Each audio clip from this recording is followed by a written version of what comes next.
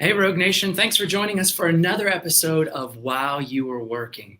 You know, it's pretty easy to just go with the flow and maintain that status quo until all of a sudden, good enough just isn't good enough. Well, today I'm joined by Dustin Poole. He is a business development and sales operations executive who's had the opportunity to lead multiple organizations in just those realms. And it's pretty exciting to have him with me because I believe that the best marketers are people who actually understand sales. And so I love having salespeople on the show where we can have an opportunity and talk with them about what's really great about that, because again, I think that makes the best marketers. I was reading some of your bio, and one of the things that really caught my attention was you had this line in there that said something about you're comfortable in being uncomfortable. Right. And then my favorite one was this idea about when a client's in front of him and he's trying to go through an apples to apples comparison, he wants to be the orange. Mm-hmm. How could I not have you on the show? I'm so glad to have you, Dustin. Of course, thanks for having me. So yeah, the whole premise behind being comfortable in being uncomfortable, right? Is finding comfort in being uncomfortable is the fact that you essentially need to be the odd man out, right? You need to be the one that's different, a little rogue. Yeah, a little rogue, I would say. Yeah. So you guys are.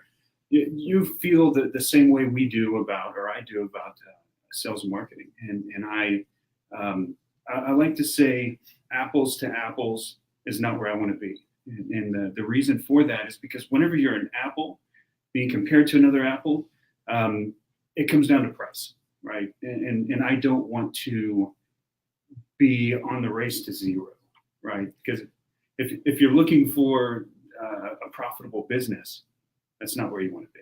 You know, all of that truly resonates with us and anybody who's, watching this show. Those of you who are watching, I mean, that's what resonates with you as well. And, at Rogue, we are always looking to stand out and do things differently. Sure. We have a statement that says different is better than better. That's one of the things that we like to say around here. Absolutely. And, everybody wants to be better. We want to be different. Mm-hmm. And you're saying, hey, I'd like to be different. I want to be the orange in that apples to apples comparison. Absolutely. So was there, maybe you can tell a time with the audience about a time when you just were like, you know what? How did that resonate in your mind? Like, Mm-hmm. I am going to stand out. I'm going to be different. So, I don't think there was a specific time to where I said, hey, I want to be different. Whenever I was maturing into an adult, I became obsessed with success, Mm-hmm. right? So I would see these successful people, and I would try to peel back the onion to understand why are they successful. And one of the things that I did was I tried to understand where they came from, what they do, what's different about them, and I started to uncover they truly are different. They speak differently. They dress differently. So if I'm wanting to be where they are, I need to model them. Right. I need to be different. Mm. So that's kind of where that mentality. So you saw the model in them that just all these people that were so successful and that really stood out because they stood out. Exactly. Oh, that's incredible. Yeah. Well, on today's topic, what we're wanting to talk about is the road to relevancy, and that we want to stay relevant. And as we were having conversations, and again, when I first was introduced to you, and we were like, "Oh, this is great! I really like the way your philosophies and the way you think about stuff." It reminded me of a guest that we had last week, Mm-hmm. or last time. And one of the things that he said that really resonated with me was this idea that marketers are not long-term greedy. We don't think about the long term enough, and that we need to be long term greedy. And you started talking about that we need to be focusing on the longer term, and that you had this idea. You spoke a lot about the long term strategy that you had for educating your market, and that you had a long term strategy of education. Why do you feel so strongly that client education is that overlooked winning strategy? Right. So I think that. So being long-term greedy is a great concept. Cool, right? So it's it's the idea that you're making plays today to where you don't see maybe an immediate return or immediate result, but long-term the chips will stack up, right, in your favor. So and a lot of people, a lot of salespeople now, they're so focused on the short term. What can I get from this immediately?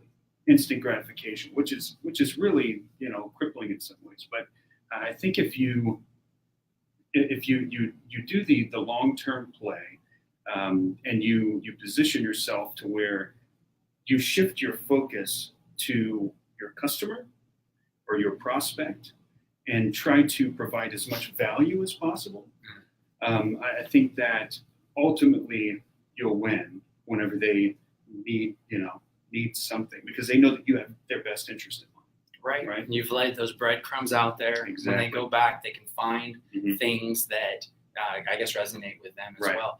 So, you're kind of talking about when the chips fall and all that kind of stuff. In sales, in particular, everything is driven by that quota. Right. You've got that milestone out there, and you've got to hit it and achieve it. And lots of times that's where this comes into real conflict, Mhm. because you're doing things that are long term that you can't see immediately, but you've got to get that quota. Right. How much effort, how much budget, how much time should you be thinking about and spending around these longer term greedy ideas of, Mhm. in this case, of educating, leaving those breadcrumbs? So I think it depends on where you are in your business, or with your business, right? So if you're a mature business, you have an engine that has brought you to this point, right? And that engine you should be able to cultivate business from, and continue that on. But I do think that if you want long-term success, and you're looking for the future, this business and this strategy will eventually die on the vine because your competitors are looking ahead, right? Yeah, they move beyond it. Exactly. So I think that more important today than it was, I don't know, 5 years ago.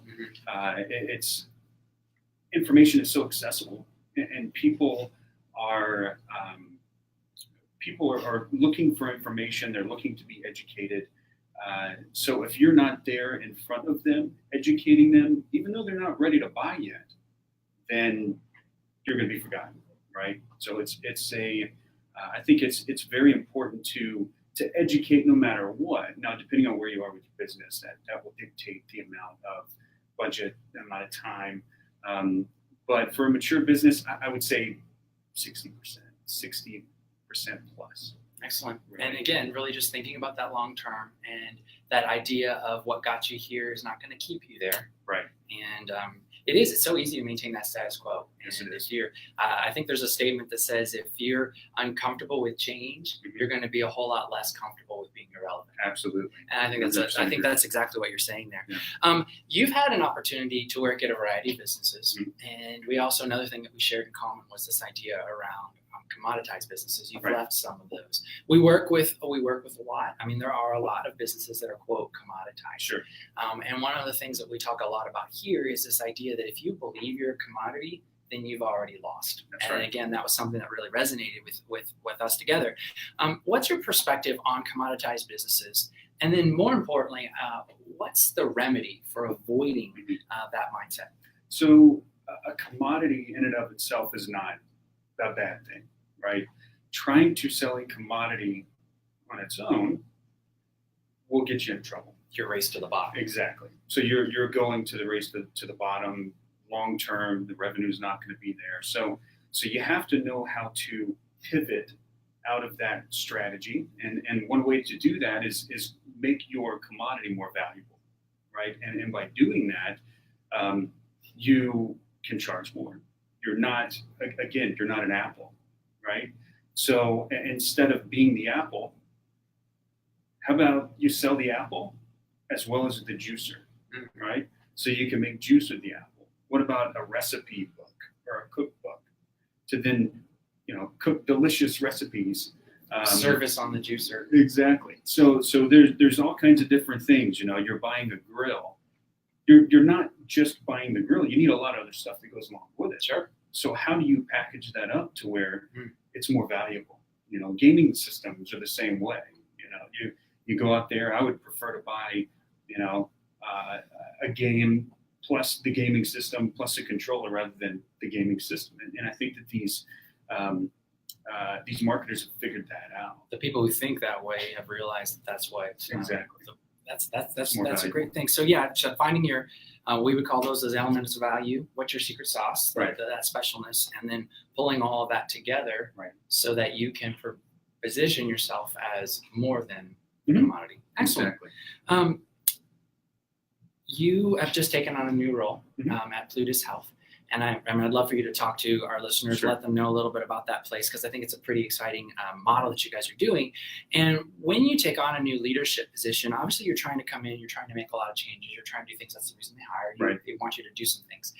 In your situation, you're working with an industry that maybe hasn't done a lot in, let's call it in more the digital or some of the more up and coming marketing methods. They've done Right. a lot of handshaking and building relationships, and that's obviously the bread and butter of that. But you're kind of starting from scratch, and I know you're finding yourself in that position.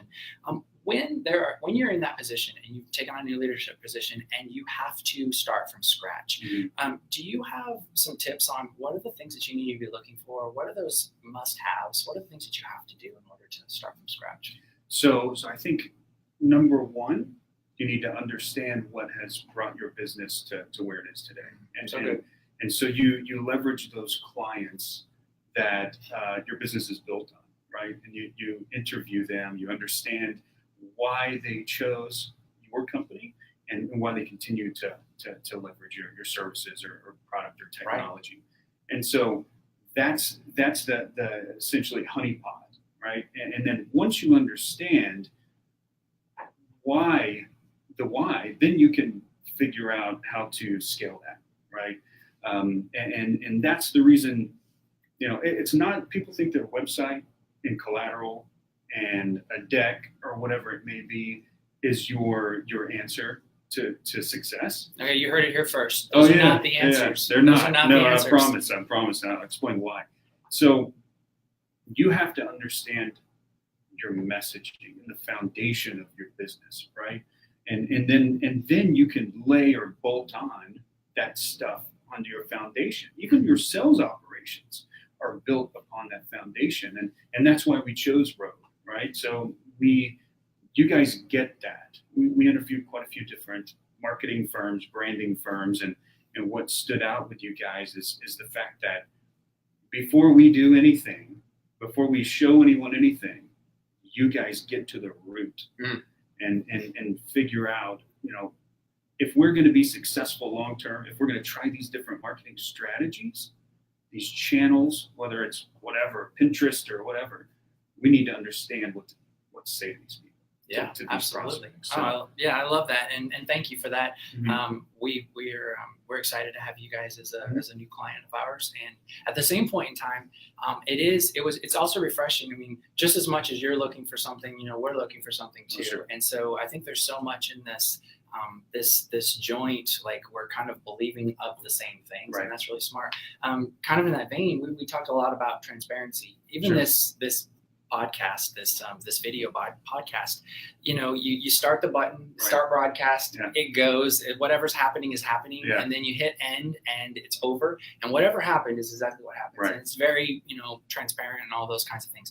You've talked a lot about transparency, and we've talked about this idea that there's probably just not enough of it out there. Right. Why do you think transparency is so important, especially as a result this idea about it's the road to relevancy? Mm-hmm.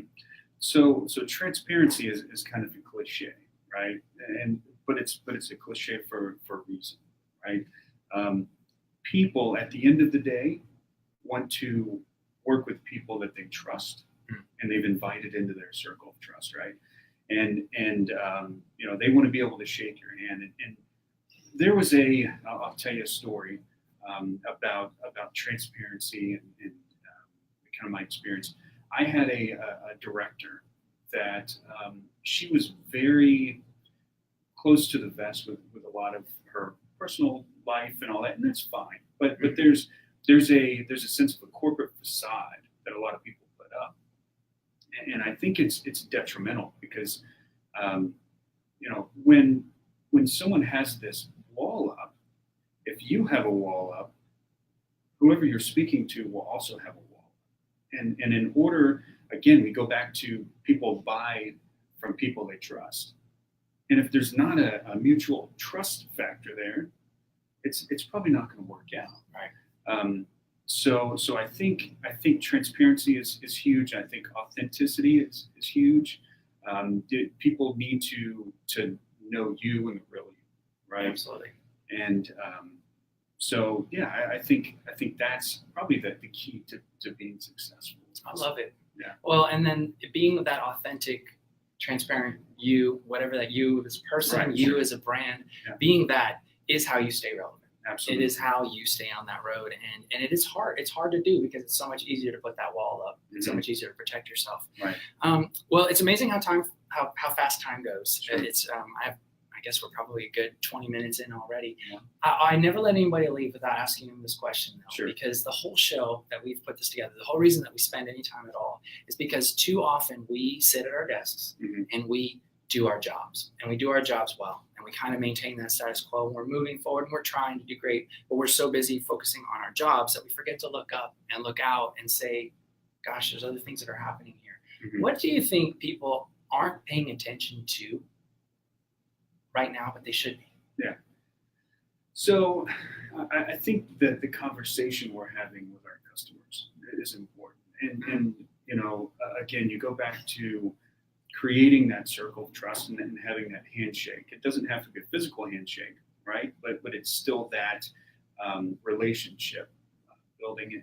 And I think that we, as salespeople, as marketers, that whole conversation needs to be more of a thought out. You know, it's not a website which we've relied on for 20 years or 30 years, whatever it's been. It's the easy part. Yeah. So it's not a website that has 100 different tabs and throwing up all of your information that you can possibly include in the website.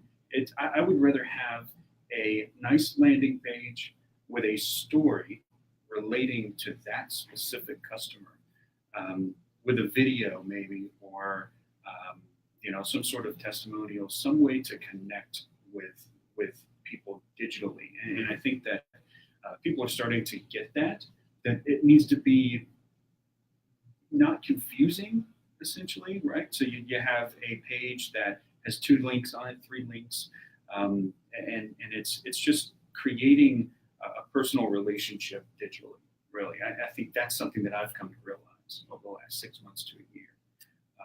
It's a lot of hard work. We got to dig a little deeper to find that connection. Right. Wow. Yeah. All right. Well, Dustin, I don't always get to shake the hands of the people who are on here. I sure appreciate that too. Yeah. I'm glad you were here. And for those of you who are watching, I'm going to have a link up in just a little while with a link to this episode, of course, and also some additional resources. There'll be some blogs that Dustin's written, a connection to him on LinkedIn, and all those good things. And again, maybe a link to Plutus as well, so that you can. I know we have a lot of individuals out here who are physicians and own medical practices. So if that's something that's of interest to you, I'll make sure that all that information is available. All right. Until next time, guys, thanks for watching, and we'll see you next time on While You're Working. Bye.